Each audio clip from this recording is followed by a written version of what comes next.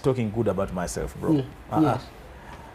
Mungu bwe tuba tukola ebintu ebirungi naddala ffe mu Busiraamu tukkiriza nti byeyogerera.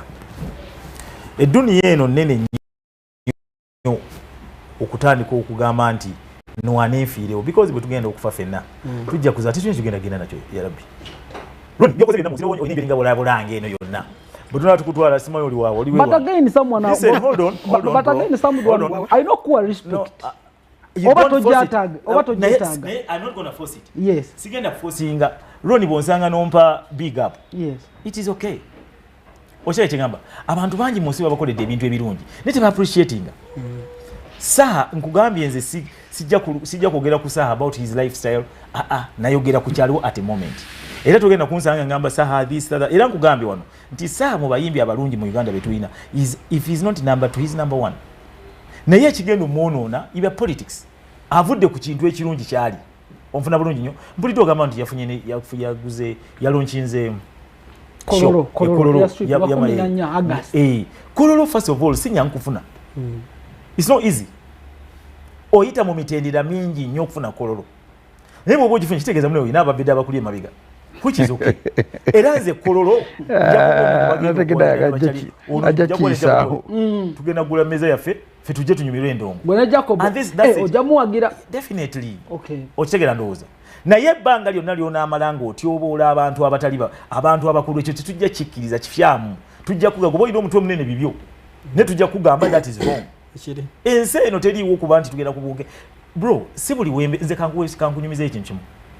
Twali ku mu campaign waliyo presidential debate mujijukira bampita nange nentuuka bit late nga siina wakutula naye ng'emmeeza esigaddewo eriko Mr. Moshi eriko ani secretary general Nupu Lubongoya eriko Nyanzi eriko n'omwami gwe baasiba omulala ani oyo musajja omwa yani wanu upo mulalo ni yali MP na sali na ile bamukwata bambi ali mukomera aniki yaliganye gwe gwamanya abantu banupo nali mukapapula Nyanzi kye not Nyanzi wali omwami omulala yaliganye gwe bakwate Masaki mu bintu bye kireo kivumbi kimwami kivumbi okay then nesenyonyi kakati ebifo byonna bibula Flavia tumsimba ngamba tukuteeke okozi yali agala kunzana mukyala kyagulanyi nimuga anywhere nintuula ne wanonga waliwo mwami Nyanzi ye ni waliwo Senyonyi n'abalala ne tunyumya ebintu byetwali tunyumya there and then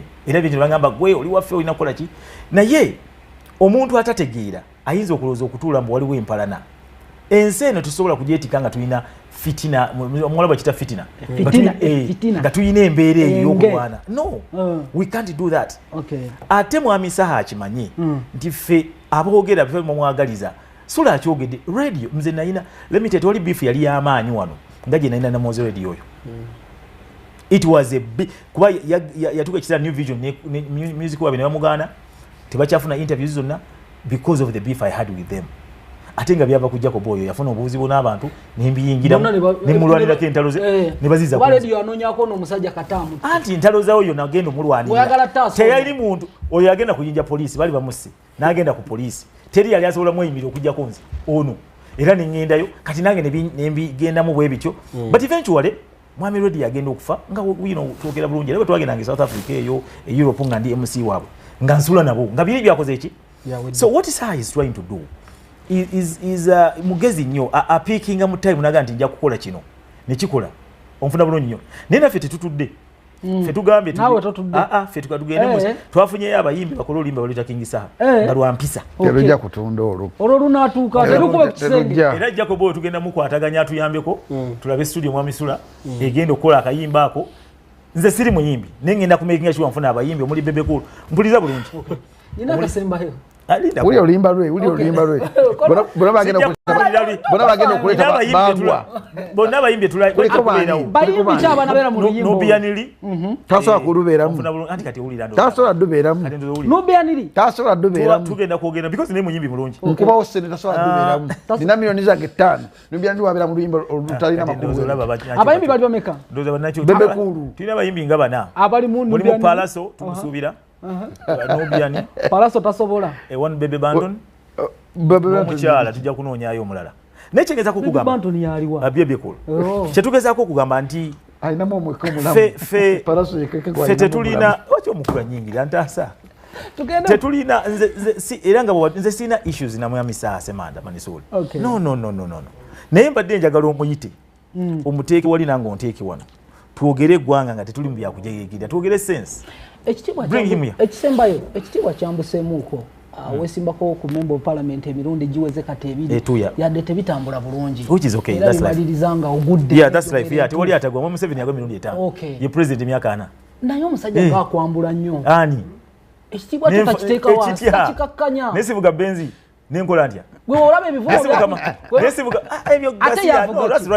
nesusa amasooka meeru sula bulungi bro ebyo just byabwe ebyo nabirekedde mwami Sula abyogedde ensonga entuufu kati just idiots abali ku social media just bogus bali boogera Jacob abawagira nefe tetugenda kola ki tetugenda genda mu kintu ekyo nkugambye shoyi nja kwata oyo mbeera naye nnyo ne mwami Sula ajja twegatako tugende tuwagire mwami Saha ne mmeza tunyumire bwana ava ku mulamwa n'atayimbe tumugambe kwa kati alina kuyimba ate kangubuulire Saha agenda kuguza meza tetuga kuguza meza ate muina musente era shegera ko abantu mwami sibuli mutuna ajja kujjako Roni tetujja kujja tetujja meza endongo ya Uganda evudde wala Jacob ategeka ebivula akimanyi abantu ati tibachajja mu ndongo abantu bategeka ebivula nibasa Roni wategeka ekivulu